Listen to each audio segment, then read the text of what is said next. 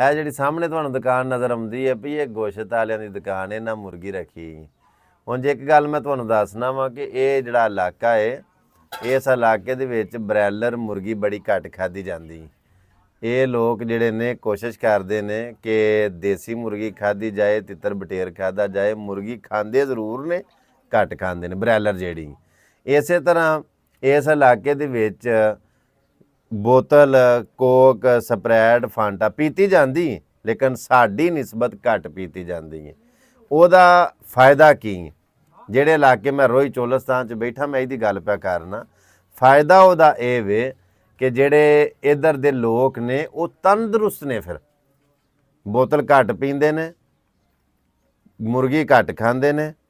Pizza, ਸ਼ਵਾਰਮਾ, burger ਤੇ ਇਹਨਾਂ ਲੋਕਾਂ ਨੂੰ ਕਿਤੇ ਪਤਾ ਹੀ ਨਹੀਂ ਕਿ ਉਹ ਕੀ ਹੁੰਦਾ। ਇਸੇ ਤਰ੍ਹਾਂ ਚਾਵਲ ਬੜਾ ਘੱਟ ਖਾਂਦੇ ਨੇ।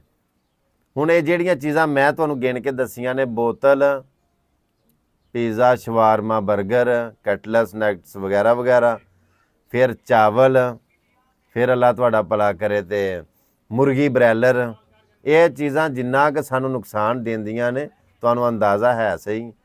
ਸੋ ਸਾਡੀ ਨਿਸਬਤ ਇੱਧਰ ਵਾਲੇ ਲੋਕ ਪਤਲੇ ਪਤਲੇ ਛੀੜ ਕੇ ਬਿਲਕੁਲ ਸਮਾਰਟ, ਸਲਿਮ, ਤੰਦਰੁਸਤ ਨੇ। ਤੁਸੀਂ ਵੇਖੋ ਅਗਰ 100 ਦੇ ਵਿੱਚੋਂ 95 ਬੰਦੇ ਨੇ ਤੇ ਉਹ ਇੰਜ ਪਤਲੇ ਹੋਣ ਦੇ, ਲੇਕਿਨ ਇਹ ਨਹੀਂ ਕਮਜ਼ੋਰ ਨੇ, ਉਹ ਬਿਲਕੁਲ ਫਿੱਟ ਫਾਟ ਤੰਦਰੁਸਤ ਨੇ।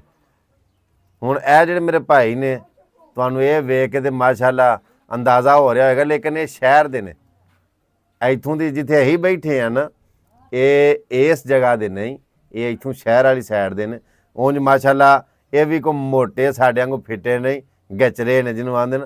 ਇਹ ਛੀੜ ਕੇ ਮੁੰਡਿਆਂ ਪਿੱਛੇ ਬੈਠੇ ਵੇਖਦੇ ਹੋ ਪਏ ਸਰ, ਇਹ ਬਿਲਕੁਲ ਫਿੱਟ ਫਾਟ ਨੇ। ਉਹਦੀ ਵਜ੍ਹਾ ਇਹ ਵੇ ਕਿ ਬੋਤਲ ਕੋਕ, ਫਾਂਟਾ, ਸਪਰੈਟ ਵਗੈਰਾ ਵਗੈਰਾ। ਇਸੇ ਤਰ੍ਹਾਂ ਬਰੈਲਰ ਮੁਰਗੀ, ਫਿਰ ਚਾਵਲ, ਫਿਰ ਬਰਗਰ, ਸ਼ਵਾਰਮਾ, ਪੀਜ਼ਾ, ਫਾਸਟ ਫੂਡ, ਇਹਦੇ ਤੋਂ ਬੜਾ ਕਿਨਾਰਾ ਕਰਦੇ ਨੇ। ਤੋ ਮੈਂ ਇੱਕ ਜਗ੍ਹਾ ਬੈਠਿਆ ਇੱਕ ਗੱਲ ਪਿਆ ਸੁਣਦਾ ਸਾਂ, ਬੰਦੇ ਆਪਸ 'ਚ ਗੱਲ ਪਿਆ ਕਰਦੇ ਸਨ।